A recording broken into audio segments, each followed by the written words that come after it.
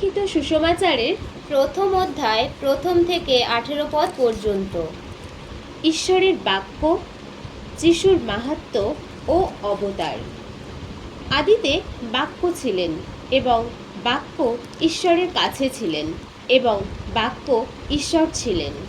তিনি আদিতে ঈশ্বরের কাছে ছিলেন।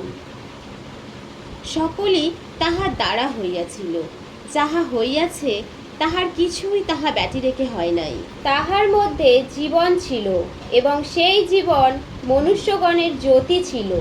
আর সেই জ্যোতি অন্ধকারের মধ্যে দীপ্তি দিতেছে, আর অন্ধকার তাহা গ্রহণ করিল না। একজন মনুষ্য উপস্থিত হইলেন, তিনি ঈশ্বর হইতে প্রেরিত হইয়াছিলেন। তাহার নাম যোহন।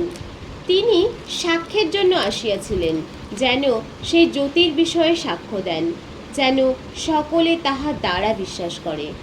তিনি সেই জ্যোতি ছিলেন না, কিন্তু আসিলেন যেন সেই জ্যোতির বিষয়ে সাক্ষ্য দেন।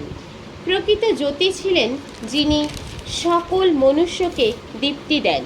তিনি জগতে আসিতেছিলেন। তিনি জগতে ছিলেন এবং জগৎ তাহার দ্বারা হইয়াছিল, আর জগৎ তাহাকে চিনিল না।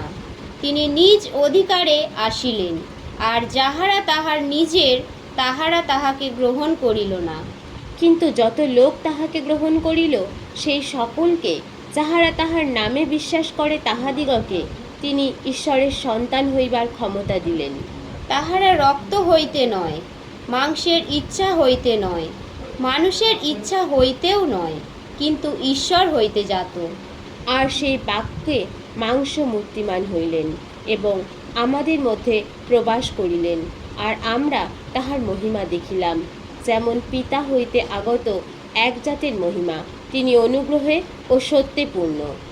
যোহন তাহার বিষয়ে সাক্ষ্য দিলেন আর উচ্চস্বরে বলিলেন, ইনিই সেই ব্যক্তি, যাহার বিষয়ে আমি বলিয়াছি, যিনি আমার পশ্চাৎ আসিতেছেন, তিনি আমার অগ্রগণ্য হইলেন, কেননা তিনি আমার পূর্বে ছিলেন।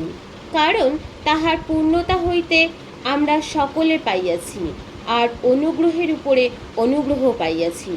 কারণ ব্যবস্থা মসি দ্বারা দত্ত হইয়াছিল, অনুগ্রহ ও সত্য যীশুখ্রিস্ট দ্বারা উপস্থিত হইয়াছে। ঈশ্বরকে কেহ কখনো দেখেন নাই। একজাত পুত্র, যিনি পিতার করে থাকেন, তিনি তাহাকে প্রকাশ করিয়াছেন। ঈশ্বরকে কেহ কখনো দেখে নাই। একজাত পুত্র, যিনি পিতার করে থাকেন, তিনিই তাহাকে প্রকাশ করিয়াছেন।